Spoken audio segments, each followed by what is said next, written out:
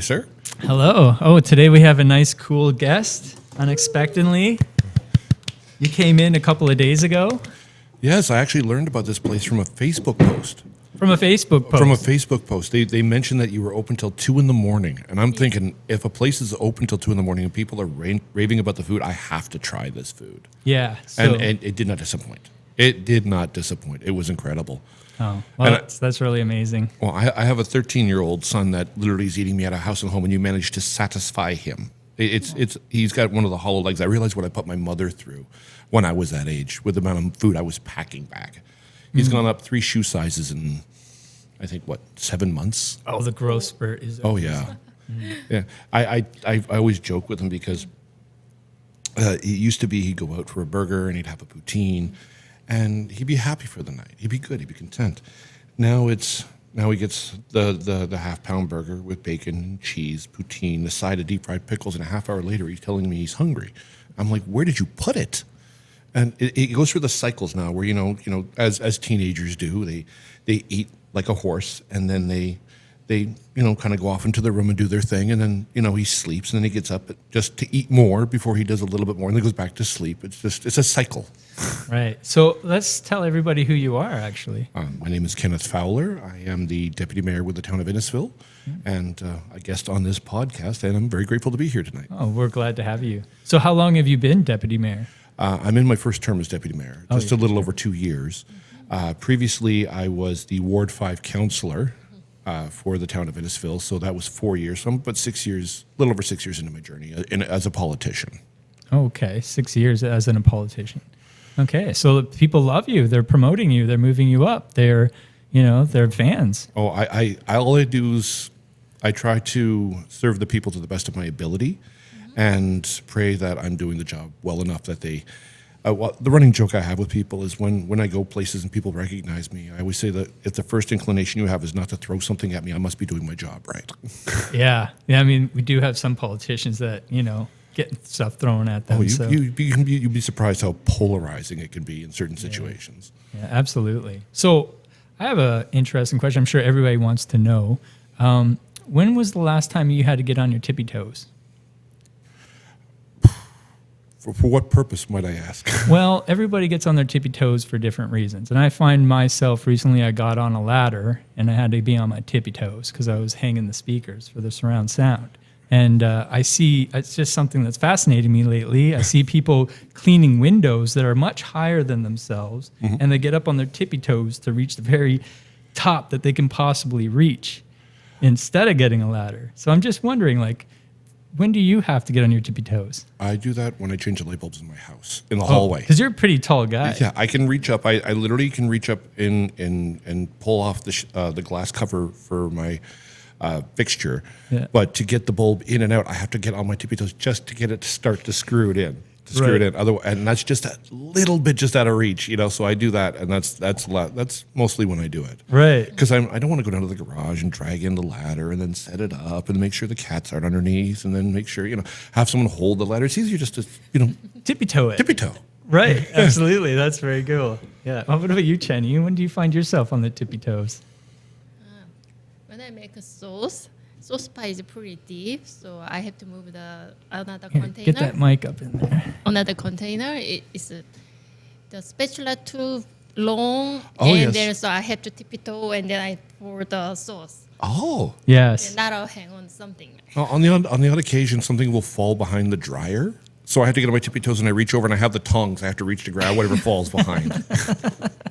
Yeah, because I watch her when she's cooking sauce. She's got this giant metal bowl, pot that she uses. It's huge. It's so much bigger than a normal pot.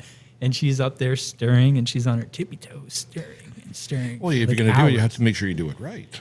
Yeah. So I thought that was kind of cute. She gets up on her tippy toes to stir the sweet and spicy sauce. Yeah. Okay.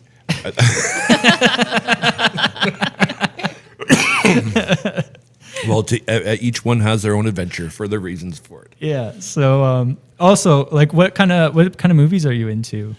Well, I guess I know I have my moods. Depends on which mood I am. One of my favorite movies has always been Taken. Taken, the original, the second, first and third one. The first one. That one Liam had it down pat. I love that movie. During Christmas time, we always settle down and we go through the Lord of the Rings movies. I've read the books numerous times, right? I'm a bibliophile of epic proportion. I've read like The Wheel of Time, Elie Monossid Jr., R.A. Salvatore. I've even written a book myself. You have? I actually Did you have. publish? I haven't published it yet. I'm at the final stages. And there is a young lady named, we call her Victoria the author. I ran into her last year in Stroud at a Christmas market, and she was kind enough, and I emphasize kind enough, to guide me through the process of publishing it online. And I was thinking it would take thousands of dollars. And she's like, no, here you go, here, this way, here, that's a Hemingway editor. It's for free. You can use it for free. I'm like, oh, okay. And she goes, here, if you go to this particular webpage, you can do it for free. And then if you want to get hard copies of your books, once you get it up and running, they will send you copies of the book. You just pay for the shipping, right? But you can settle it with the company itself as to how much you charge per book and how much you will get. The cover was done by a local author, a local artist, Ron Haste. He was kind enough, with a notation on the title page, he gave me a good deal for the book, so we worked together with that. He's the fellow author himself. He's got two of his three books out already. I think he's working on his third one now. Now the same method, like the same way? And he did a different route than I did, and I have the book. I had it all written. I had it in form. I didn't know how to get it online. And when it came down to it, Victoria was kind enough to say, look, here's step 1, step 2, step 3. We sat down one day. We had some lunch together. We just discussed. And now I have to get it. The big issue I have is getting into the font size. For some reason, I'm having issues getting it with... It has to have the margins a certain way, and it's baffling me. Oh. I've tried it a couple of times and it's driving me crazy. And then I have to get the back cover of my book made. But I have the front cover made, as I said, by Ron. So is it an autobiography or is it It's a fantasy novel. It's a fantasy novel. It's a fantasy novel. It's the first one of a trilogy. I've already started the second, and I've got another side project I'm working on by myself. It's a standalone novel. So we got elves and like orcs and stuff going on? No. This is... I am not... Tolkien by any standard. I will give the man credit because he created the books because he created the language first. And I did not know that until I did the research, which is really incredible. It was just as things occur, sometimes life will present an opportunity and then something will spark from it. And my book, it's been an on and off project over the years, but it's something I'm very passionate about, and it's something I love very dearly. And whether or not it makes money when I put it into the world, to me, is not the point I'm putting it. I want to create something and release it to the world so people can enjoy it. I want them to read and relax and be swept away. So one thing I love about books is that you can never leave your home, but you can go anywhere in the universe. Different dimensions. You can go in different times. And as one of my fellow authors says, it's really funny. We lay in our bed staring at pages of shredded paper and hallucinating. Yeah, it's an amazing feeling. Like it's kind of like you're using a part of your brain and you're diving deep into it and you're creating this magical world, almost like when you're a child. And like you can make fun games almost out of nothing. And it almost feels like you're tapping into the child of yourself and going into your imagination and building your own world and just kind of experimenting with that part of yourself when you read a book. And you're creating something. Yeah. You're actually fabricating something, creating something, and you're building a world unto itself when you do these things. And you have the ability, but there comes a point, believe it or not, and many authors will say this, your characters will develop their own personality, right? They will come from you, they will come from your heart, they will come from your mind, and then they will take form. But there will be this, even though the thread connects you, they will have their own thoughts and ideas. When I was writing my book, there was a point where one of the characters I wrote, they were going to do something different. And I remember this because I remember having this conversation with the character myself. The character's like, I'm not doing this. And I'm like, no, I'm the writer. You're the character. You're in the computer. I am the one who touches the keyboards. You do what I tell you to do. And he's like, so the character and I were having this dialogue. Inner dialogue. And it came down to, look, I've done this, and I've done this, and I've been intelligent to avoid this, this, and this, and I'm suddenly going to go lose 50 IQ points, do a left turn, and walk into a brick wall, and that's going to fall on me when it's on fire. No, it's not. I'm not that stupid. You didn't write me to be that stupid. So I had to tone it back, and then I there's a couple times where I've actually written myself into a bit of a corner, and it takes time because with writing, it's not always, we sit down, we do 50 pages a day, or 5 pages a day, or we tackle this particular issue a day, or a perspective a day. Sometimes I would sit there and I would struggle to get the story through because I'm trying to get to a certain point, and there's other times where it would just click, and my wife would see me 2 o'clock in the morning with the screen lit up. I got the music going in the background on my headphones, and she's attacking away, and she was like, come to bed. No, I got to finish this first. I got to finish this. I'm on fire, Time just flies by when you're in that state of mind, doesn't it? It's just kind of like, oh my God, 6-8 hours have gone by. Like, and it takes so much out of you, yeah, but not in a bad way. You feel like you poured a piece of yourself onto paper, and it's like you have no energy left, but you feel satisfied, like you've accomplished something. Yeah. And it's part of you that gets to live on forever, kind of thing, right? Like a book will be forever. Like we'll put it digitally, we'll put it on paper. You know what I mean? Like it's one of those things where like you will be remembered forever through literature and through like even podcasts and stuff like that. Like you're really making a stamp in society, in time. As long as I don't pull a George R.R. Martin, I'm good. Like I've been waiting 20 plus years for The Winds of Winter to come out. The sixth of 7 books that he's written for the Game of Thrones series. It's actually called The Song of Ice and Fire. Okay. Right? And the whole series that they did in 7 years was based off that. And I've read the first 5 books twice. Right? And I'm waiting on Winds of Winter, and I'm like, dude, like, come on. Right. And people are getting frustrated, but that's what they know him for. Whereas if you take a look at Tolkien, everyone, when you think of a dwarf, when you think of an elf, when you think of a warrior, a lot of people base their understanding. His books were so instrumental in creating the template for what we see as elves, dwarves, orcs, goblins. Like he created that, and he altered the whole fabric of the writing world to a point where, when people think of it, they have their set definitions in their minds, right? As opposed to, an elf could, for example, have skin of bark and might not live a thousand years, right? So I mean, it's when people make their impact on the writing community and the written world, that's something I want to be known for. Ultimately, I think that's giving someone an inspiration, helping someone through a difficult time, allowing them to relax, sharing something with their children. I mean, you can't put a price on that. Yeah.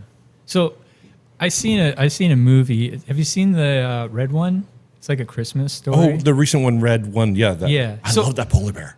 Oh, I loved how it was like all holly jolly kind of thing, and then it went dark, like scary, kind of when the witch was introduced, how the theme changed. That theme change in that movie where it kind of went dark and spooky, I was like, oh, like that's what got me. It was like you have to be invested, otherwise any main character that is written has to have a want or a purpose or a goal. Otherwise they could just walk away and leave the story sitting. It doesn't affect them.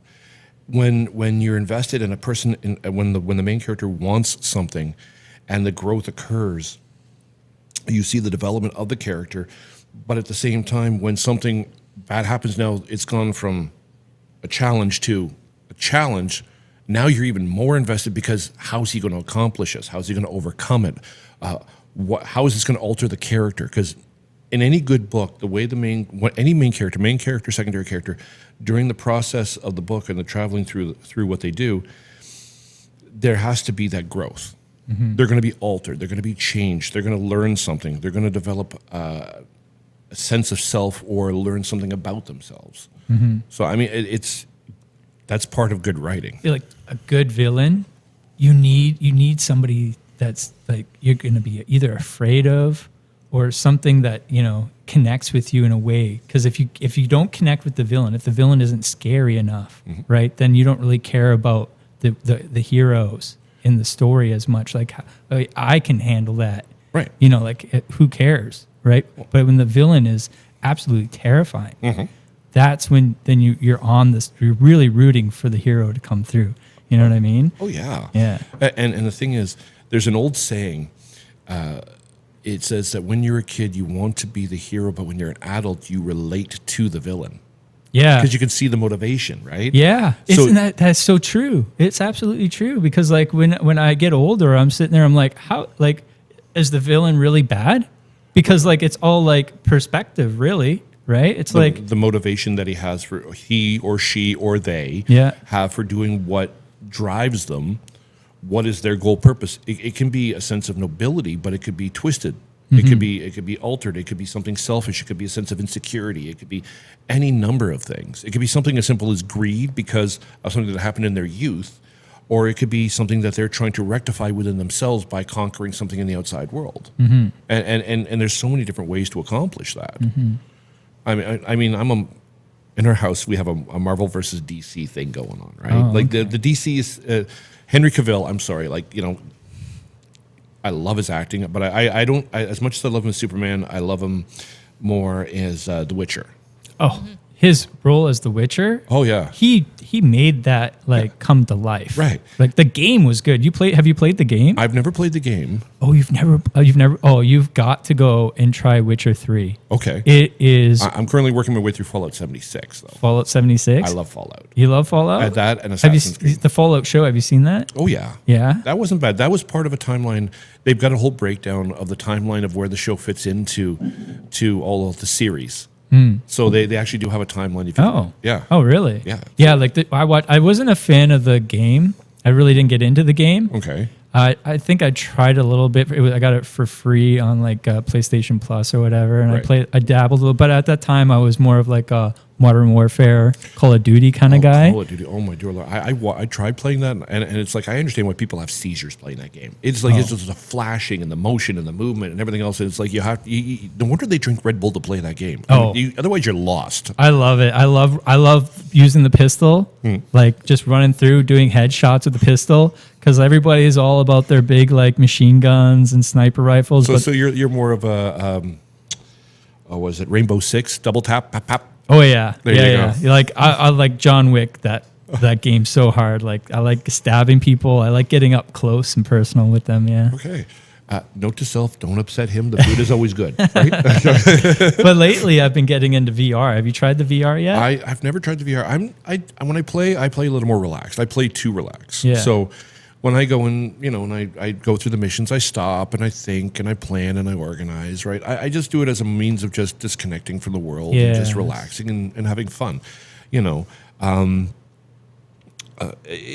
Everyone has their reasons for doing it, and I'm not big on high intensity when it comes to that. I've got enough in my life between everything I do, between the full-time job and the deputy mayorship and then the committees I run, and then we have on top of everything else, on top of events, on top of assisting residents, on top of emails, phone calls, texts, situations where I'm literally getting called at like sometimes 1 in the morning.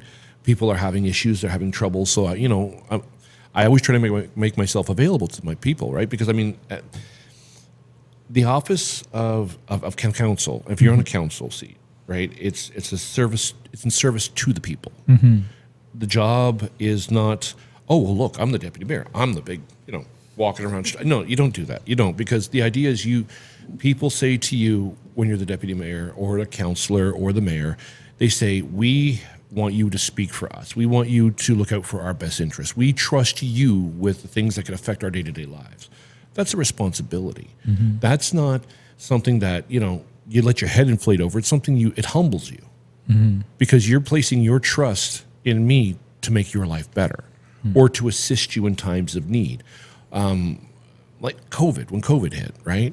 I was only the Ward 5 councillor at the time, but I remember sitting across from people outside. We couldn't sit within 6 feet of each other, so we'd have 2 picnic tables set up in a backyard, and I would come and I'd put down the paperwork, and I'd help people fill out the paperwork for the grants, or I would talk to people about the food bank, or like our food bank in Innisfil is absolutely phenomenal. The Innisfil Community Church runs it, and like they put out almost $400,000 worth of food a year. Wow. And they help so many people, and then it's such a unifying force in the community that You have the Ahmadiyya Society donating. You have businesses collecting. You have the firefighters going out on Christmas collecting. Like this year, I myself with the Ward 1 counselor went out in Stroud. We had 3 Santas walking through on, I think it was the 23rd of December, and we walked to Santa giving out candy to the kids when collecting for the food bank. A couple nights before that, I rode with the Lefroy firefighters. We drove for 4 hours through, it was Churchill, Guilford, Belle Ewart, Lefroy, and the people were coming out and they were giving, and they were just, like, it doesn't matter if it's big or small, every ounce counts, right? And the people were giving. And when people are willing to do that for someone they're never even going to lay eyes on, that inspires you to do better. It's to hold a standard to show people that when it comes down to it, you're there in service to the community. Yeah, so I have some ideas about that, actually. So I was wondering, why do townships always plant pine trees instead of fruit trees? Like, to me, it kind of seems like a big opportunity missed. Like, we could be planting nut trees, like apple trees, pear trees, plum trees. We could be planting all kinds of berry vines along, like, pathways, like trails and stuff. Like, it seems like a big opportunity missed. And then we could have, like, the unfortunate and people who are actually needing food at that time. Like, we could be planting potato plants, like all kinds of plants along trails that people walk their dogs on. What do you think about that idea? In theory, I think it's really phenomenal. I think it's good.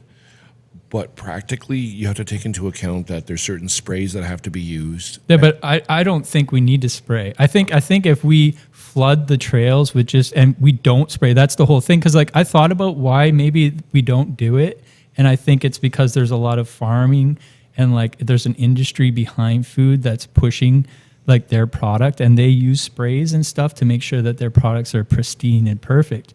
But if we had, like, a third-rate kind of food source on trails where we don't use sprays or pesticides or herbicides or anything, and we just let it grow naturally, like well, as much as on top of that, who's going to maintain the trees when they overgrow? Who's going to clear the paths? Who's going to when all the apples, for example, fall and they start to rot on the ground around? Who's going to clean that up?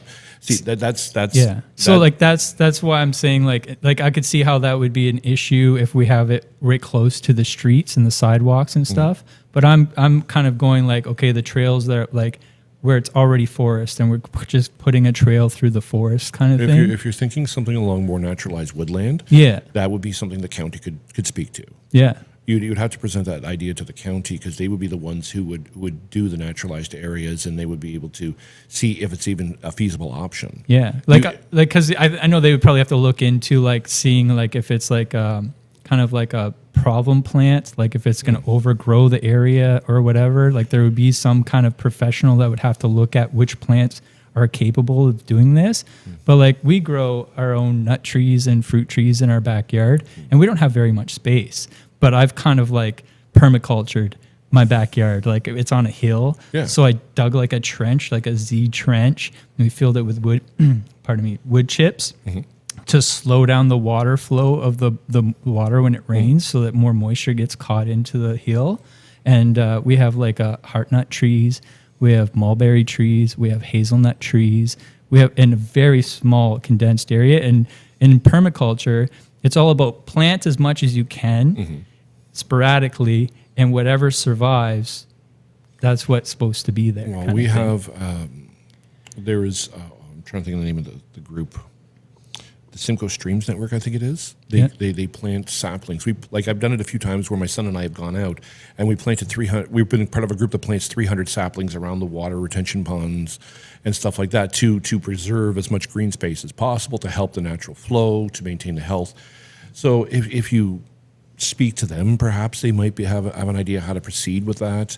I'm not an arborist, so I'm not going to go and poo-poo it away. I love planting. Don't get me wrong. Yeah. I love planting. Do you have any fruit trees or anything that you've planted in your yard? Well, when my wife and I moved up near 30 years ago, our house is on a ravine, and the swales of an entire street come down, and then they merge where 2 other properties come in, and it started to erode. Oh. Right. So we tried everything in the beginning. We tried sand. We tried stone.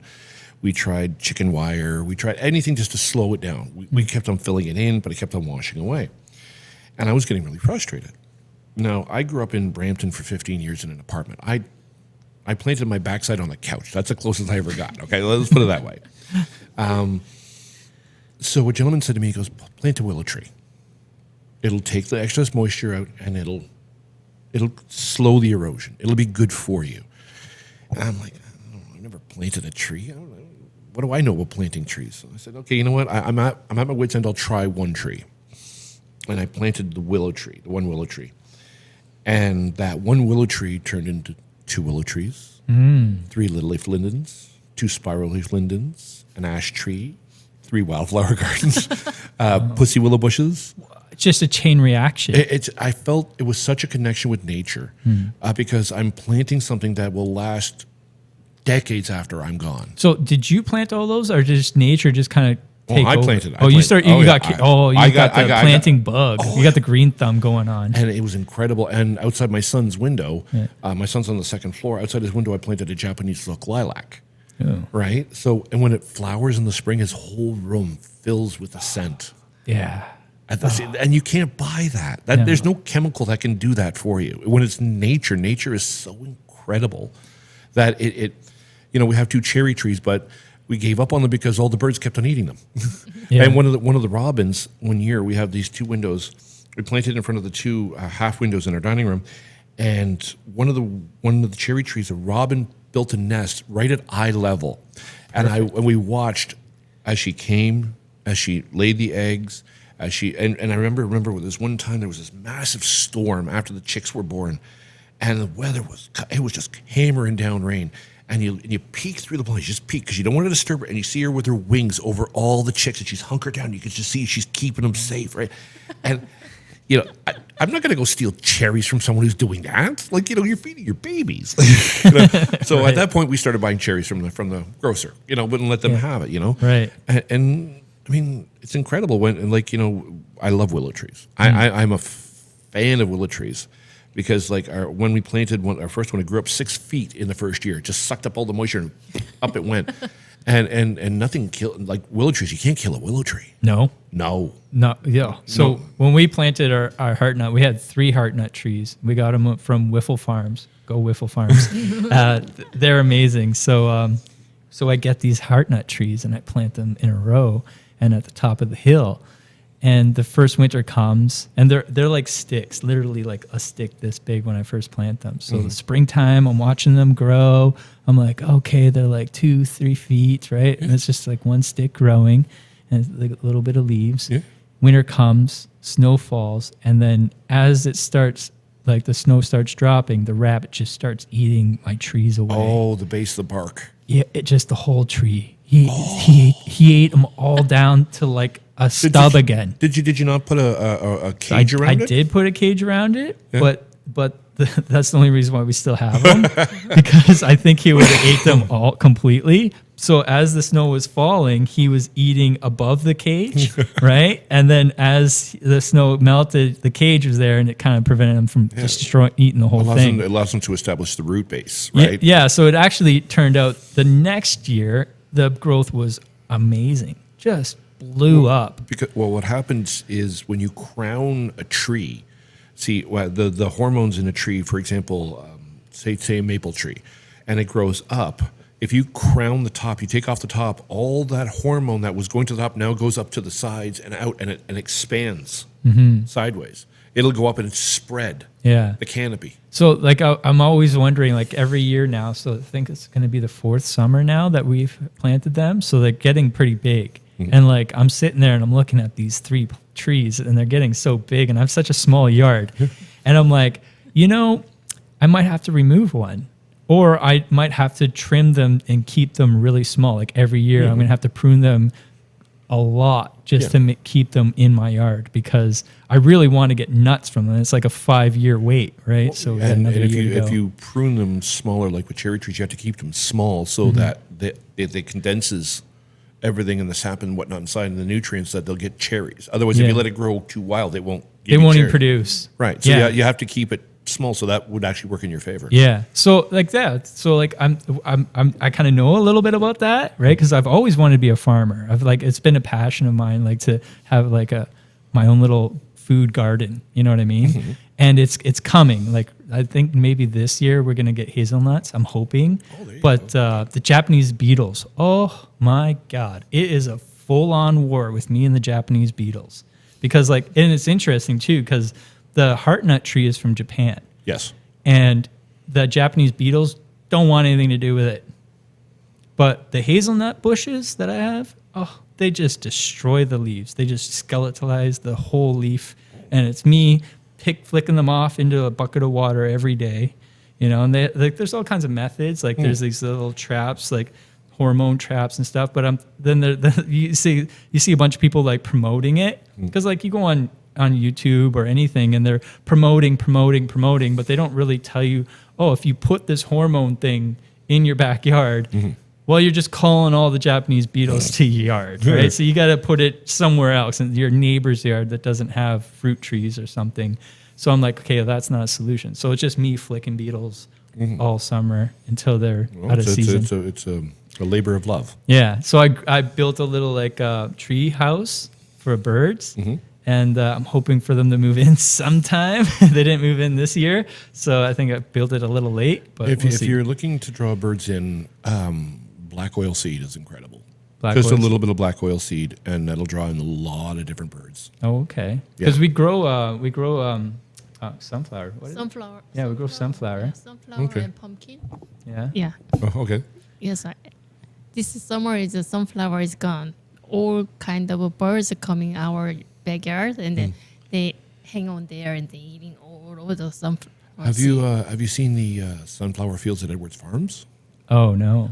At 10th and 20th on the northwest corner, every year they have you pay and you can walk through the fields of sunflowers, and it is an acreage of it. And it is, and they grow 6-8 feet tall. Oh, like yeah? they're huge. Oh, I love the big ones. Oh, yeah. The big ones. Yes. Oh, those ones are amazing. This is one thing I love about our town. You can go anywhere in town and find something unique and special. It's incredible. I didn't know about half of this till I got on council. I'm telling you.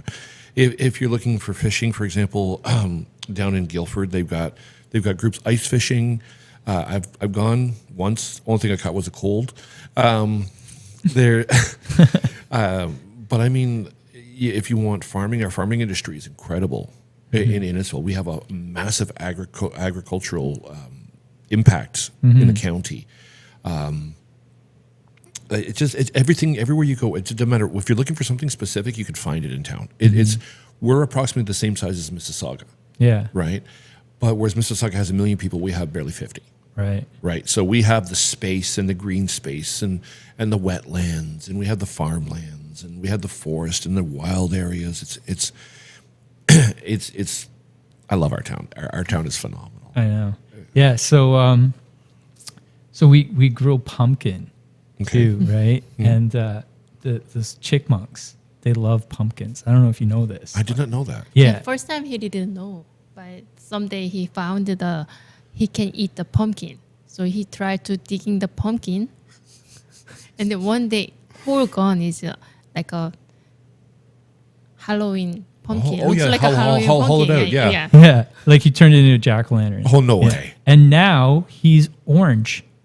This chickmunk was like brown. Yeah. And because I've got so many pumpkins I brought in and I'm slowly releasing them throughout the winter for him. Yeah. We see him and he's an orange chickmunk now. He literally looks like a pumpkin. Because he's absorbing. He's eating so much, and he's absorbing, and it's coming out in his fur. Yeah. Oh, that's It's incredible. So cute. And like she threw out a pumpkin the one time because it rotted last year, and it just keeps growing. Like it took over our whole backyard. It was growing on the trees. So we had pumpkins in our trees, in our nut trees growing. Oh, the vines. See, once Yeah. the vines grow, and then they root. Yeah, I know. Yeah. Yeah, and then the potato plants. I planted potatoes in the backyard, Okay. and you can't find them all.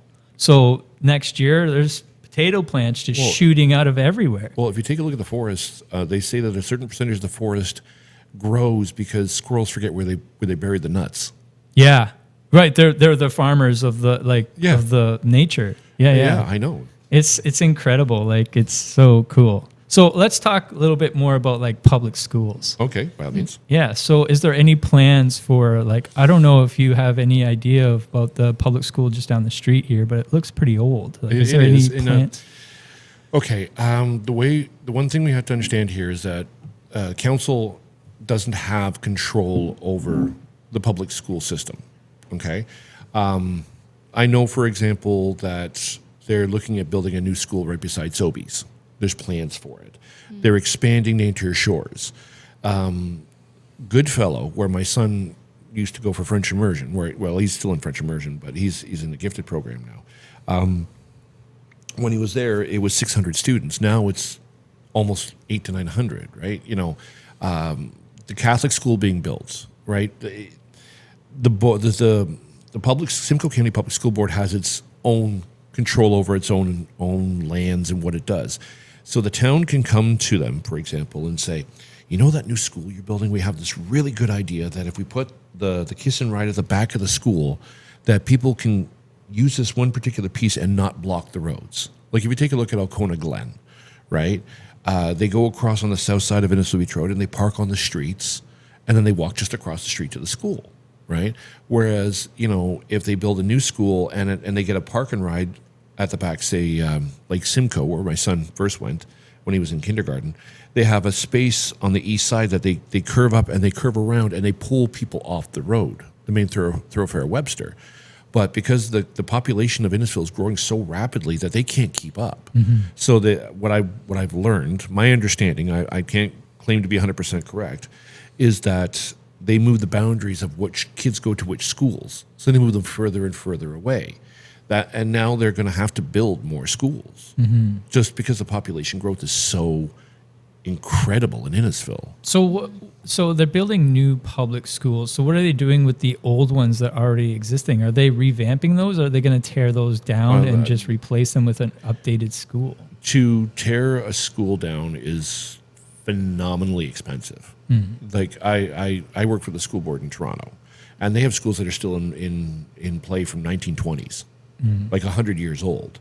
And you can see where they'll expand the school, but they'll maintain and they'll maintain and they'll maintain until it becomes a point where it becomes a health and safety issue. And then at that point, they'll say, okay, you know what? No, we'll have to tear a portion of the school down or revamp, or they'll sell a piece of property, right? With Toronto, because so many people are exiting Toronto, some of the schools, they're not being fully staffed or fully funded. You know, like there's not enough students. So what they do is they'll combine two schools, and then the other school, for example, there's one at Bloor and Dufferin, I think it is, that they've rented it to a German school, so it's a private school, or it could be a musical school, or it could be a daycare. Like they can lease it out the space and make use of it and still make income out of it.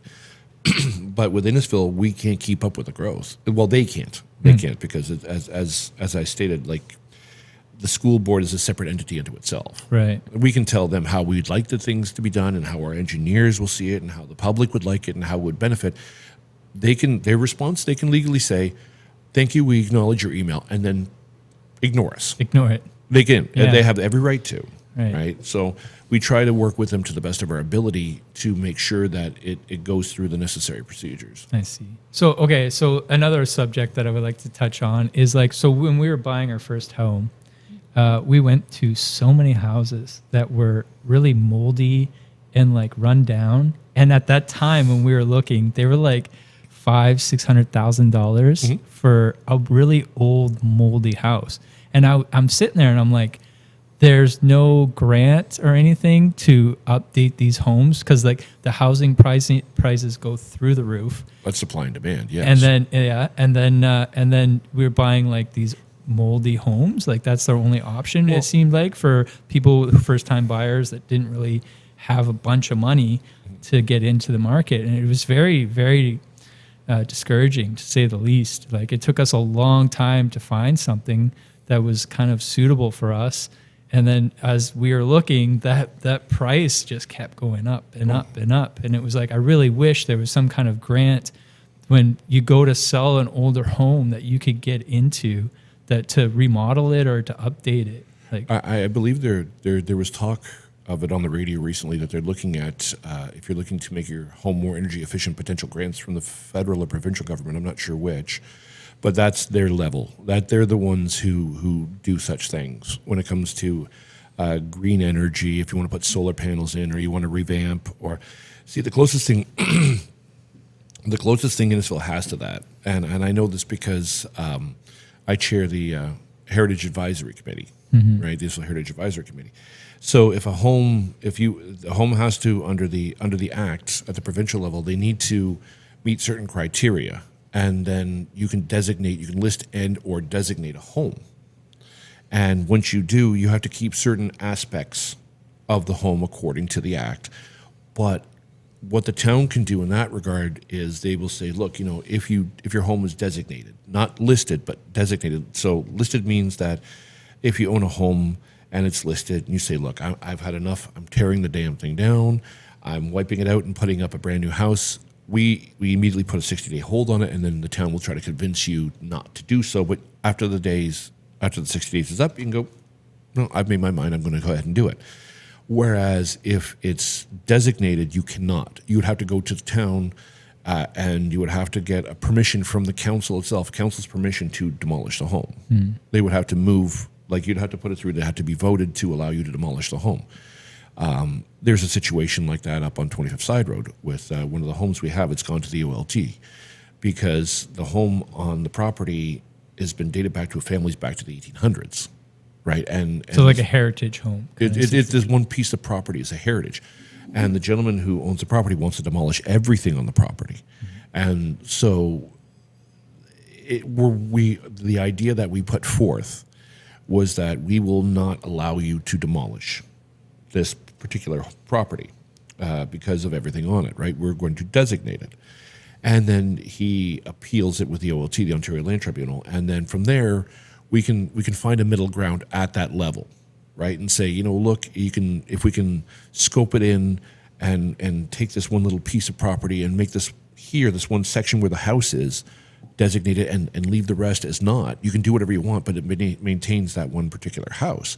So but when people designate the property, we give them a tax break. Like a 30%, I think it's 30% tax break, if I remember correctly, or 25 to 30%, where we say, look, we'll reduce your taxes because you're maintaining the history and heritage of the town. Now, is that forever? As long as they own the property? Yeah, it goes on the property, yeah. Yeah, forever. Yeah. Oh. And you can have the designation removed, but you have to go through the process to have it such. And then you lose that discount. Well, at that point, yes. Yeah, because you're changing everything, you're revamping. Well, you have to understand, there's some families that are here from the 1800s. That still live in Innisfil. They've made Innisfil their home for over 150 years. Yeah. Their families are part of the fabric of the town itself. Right. Innisfil is older than Canada. Wow! I didn't know that. Yeah, wow. During COVID, we were supposed to have our bicentennial, 200 years. Wow, yeah. That's amazing. Innisfil, you can find history all over Innisfil. It is amazing the stories you can find. We have our own historical society. The Knox Schoolhouse up on 10th line and 9th side, 9th line and 10th side road, I believe it is, the old schoolhouse. That's where they hold their meetings, and they have events where you can go and you can see what it was like back in the day. They've got the actual newspaper articles. They've got where kids can come in and make, they teach them how to make butter, but they have to literally put it in the jar and shake it till their arms almost fall off. They show you knitting. They show you how to darn. They have people come in and do discussions about things that have happened in Innisfil with historically how things have played out, with children from England and even there was another gentleman recently who came in and he talked about since he came from India in the past 4 years and how Innisfil's played such a part in his growth in his life. Interesting. Yeah, I remember when I was a child, we went to a school, like an old school like that, and we had to dip our pen in the ink. Oh yeah, and try to write. That is so hard. Oh, I know. It's so hard. It was just a big of ink all over my paper. I'm how do they do this? When we were in a school in downtown Toronto, we found some documents that were books from the students in the 1930s. Mm-hmm. And you couldn't tell which child wrote on which page because their penmanship was so phenomenally delicate. And every page looked the same. Everybody wrote the same. There was no, I have my own flair. It was, we did it this way, and it looks beautiful, and you can't do it this day and age, so you might as well go back to your computer. Yeah, it makes you think like everybody, like the problems with learning that we're having now with a lot of students and stuff, like growing up, like it's probably a function of maybe the education or like the home itself or like the environment. But it seems like there's a lot more special needs requirements these days that Well, if I you feel like aren't being met. That's a tough subject. I know it's a tough subject. The way I see it, though, is this. If you have a population and a certain percentage of the population has certain difficulties learning, right? The larger the population, the larger that percentage, the greater number of children.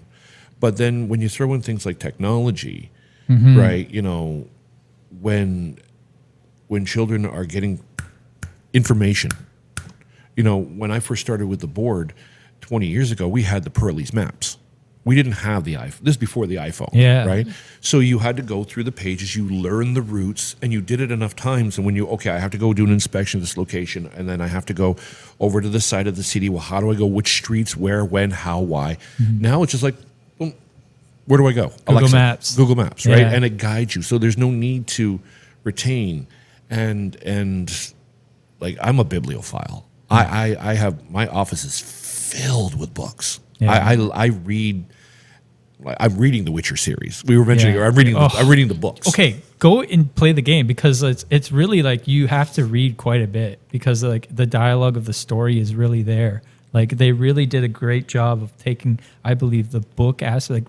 Like, I didn't read the books, but there's a lot of reading in the game. So if you really like reading. Like, and then you get that action component where you like making spells and you're splashing spells on yourself to fight a dragon, and then you're trying to figure out why is this dragon like doing what he's doing. It's So just problem solving. Yeah. It's like a little bit of problem solving, and it's a little bit of a novel along the way too. Well, I'll give you another example. There was one of the ladies who was at the church. She now works with an addiction clinic or an addiction facility down in King City, I believe it is. She came to me when she was doing her thesis for university, and she said one of the subjects of the paper was, why are children leaving the church? Why is it so difficult to get kids into the church? And I told her it was primarily technology. So if you take a look back in the day before, you know, the world got bigger but smaller at the same time, so to speak. So if, for example, your wife would go and do something in the community, the people she knows in church would come to you and say, well, you know, she's doing this. You got to have a little talk with her because, you know, there's talk amongst the people. So you would sit down and talk to her, and then, you know, you'd find a compromise as to how this could be addressed and what could you do to move forward. So if you do that with children, so you put the kids together in a group where there's a certain standards that's set, and from there you go to the children and you say, you know what, you keep your in line because, you know, he knows and you're making us all look bad. And then we have to look each other in the face, right? It's very simple. So there is a consequence to actions, be it good, be it bad, right? Now you got a phone in the kid's hand. So all of a sudden he's upset with something that happened at the church. He doesn't want to go. Fine. He goes onto a random web page, a blog, whatever, and finds a person in South Africa, finds a person in Russia, finds a person in Johannesburg or Australia, and they start having this conversation. Now, the people they relate to can have the same perspective as them, so they don't have to follow the standards set by the community. We have to see people face to face. I find people that are like me that justify my perspective. Right. So I don't have to work to fit into this particular paradigm. The paradigm fits me. And then if hypothetically you have an argument with this person. So it's kind of like it's hard to socially shame people these days into following the proper etiquette that you want them to have. I wouldn't say shame. Shame is not the term I would use. I would say guide. Because if someone is making a mistake, you show them how their efforts affect someone in a positive or negative light. And you can sit and discuss this with them. But now, if you take that ability to make it a teachable moment away, right? What happens? They don't alter their behavior. right? So if someone has an argument with their friend in Australia, block. There you go. I don't have to see him again. I'm justified. I'm in control. I control who's in my area. There's no accountability. So that's why I think volunteering is so important. Like we have some incredible volunteer groups in town. We have the Lions Club. We have the Rotary Club. We have the church that at various churches. Like we've got. If you take a look at the Ahmadiyya Muslim Society, part of their culture is bettering the community that you live in, right? So I mean, everybody has,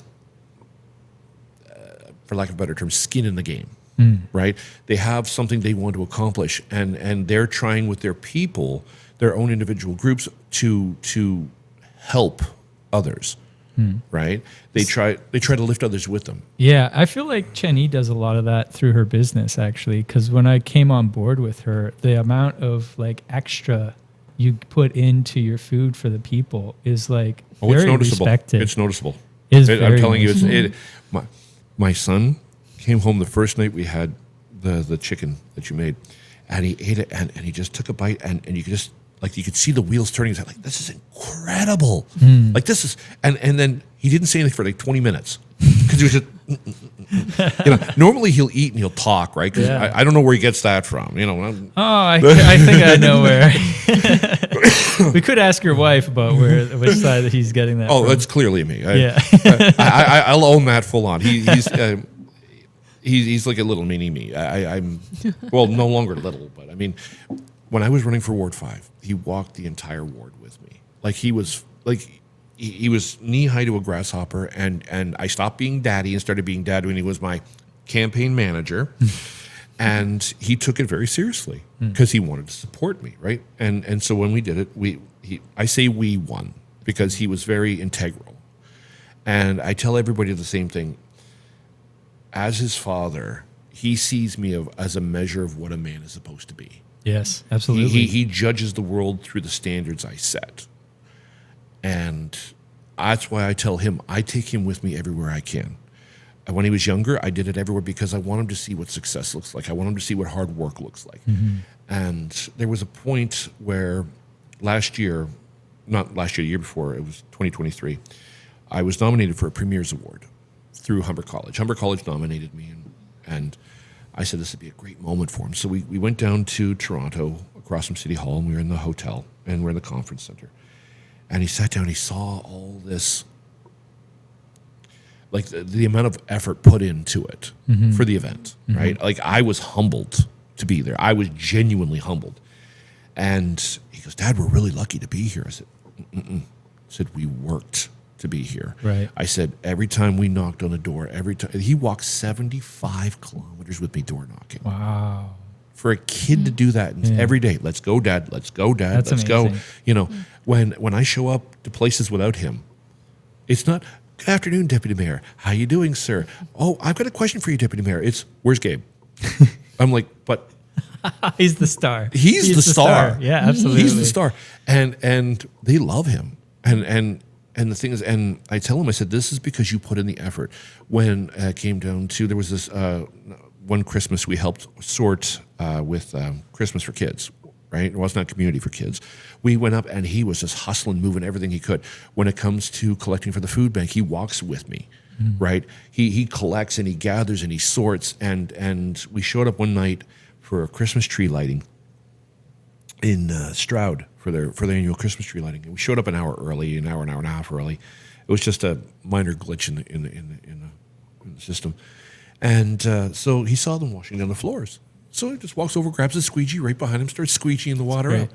And they said, you don't have to do this. He goes, you're feeding everybody in Stroud. You go out in the coldest nights, the darkest nights. You help people in their darkest moments. He goes, you help them. Why can't I help you? And I swear to God, I grew 2 inches taller. I would just beam with pride. Yeah. Getting me talking about my son, that we can make a 2-hour podcast about that. Yeah. So you ordered a chicken sandwich. Yes, I'm doing more talking than eating. I apologize. No problem. What do you think about that? Crisp lettuce, fresh bacon, good chicken, toasted bread nicely. I love the coated fries. Oh, these things are good.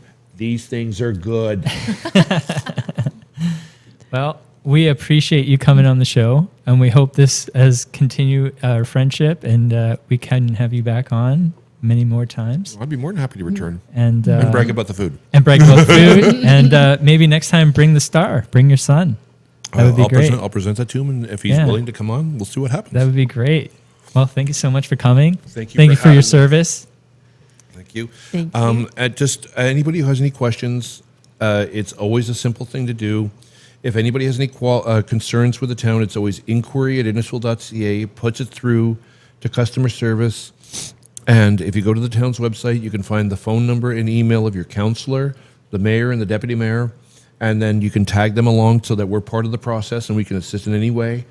Do not hesitate to reach out if there's a concern. That's what we're here for. That's what we're here. We're here to represent you and do the best we can for you. Thank you so much. So, what's your favorite horror movie? Horror movie. Oh, dear Lord. Okay. Oh, that's a good one. Actually, believe it or not, I'll eat your soul. Evil Dead is the best. yeah, my boomstick. Yes. There's two I have, and one is when I was a kid. I watched Legend, Yeah. and that was Tim Curry when he was evil, Yes. and I think it was. I should know this. He's Top Gun. Top Gun. Who?